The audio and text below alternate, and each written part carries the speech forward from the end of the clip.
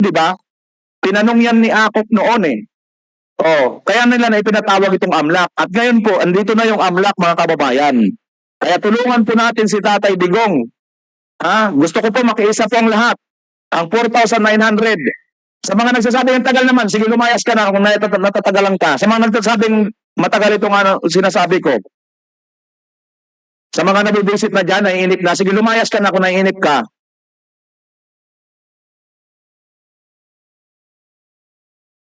Gusto ko ready na ang comment, ready na. Gusto ko ready na.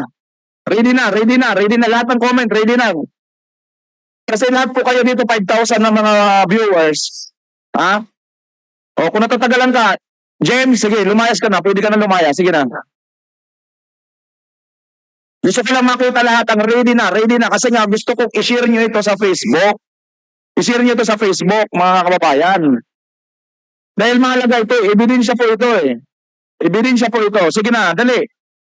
Okay. Wala na ako makikita ng ibang comment na kundi ready na. Pag may makita ako, hindi pa natin tutuloy. Gusto ko ready na. Lahat. Yan, 1, 2, 2, ready na. Alright. Sige, ayan na. Sunod-sunod lang ready na.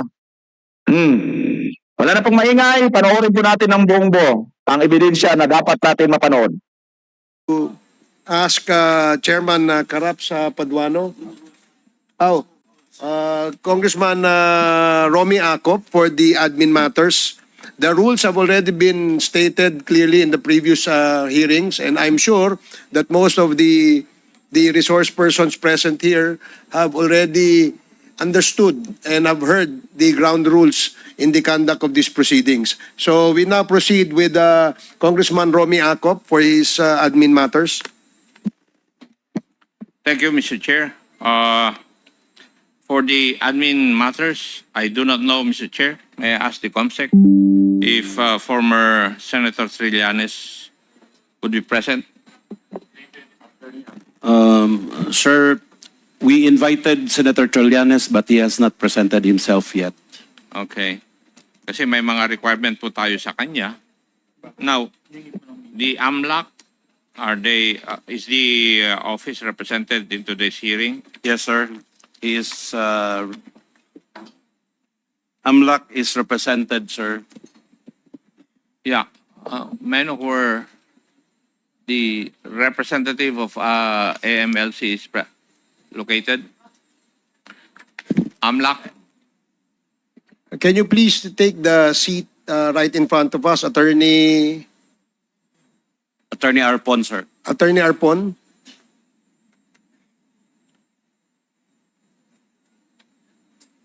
Sige po, wag po kayong mahiya. Nakareserba po yan para sa inyo.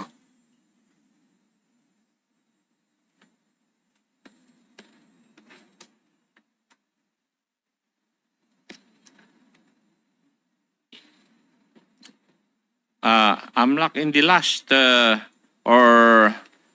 hearing conducted the 13 November 2024 of the Quad Committee, you were required to authenticate documents submitted by former Senator Trillanes purported to show money trails linked to drug proceeds.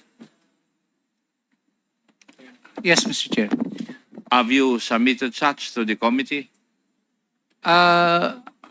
Mr. Chair, in 2016, the Anti-Money Laundering Council issued a public statement which denies that we are the source of the documents or information shown by Senator Trillanes in 2016. And in September 2017, Mr. Chair, the AMLC also issued another public statement denying that we are the source of the documents and information attached by Senator Trillanes in the complaint he filed before the Ombudsman. And in the same public statement, the AMLC denied that we furnished the Office of the Ombudsman such documents in relation to the complaint by by Senator Trillanes, Mr. Chair. In other words, AMLAC denied that the documents presented by the former Senator Trillanes did not originate from your office. Yes, Mr. Chair. May the Quadcom committee, Mr. Chair, can we ask AMLAC again? Since this has come out already in the open, in the committee hearings of this committee, can the AMLAC conduct an investigation proper insofar as the allegations of the former senator are concerned? Mr. Chair, the jurisdiction of the MLC will be had if there will be a unlawful activity, Mr. Chair.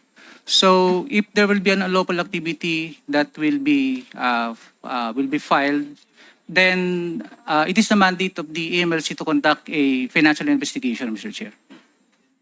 Thank you.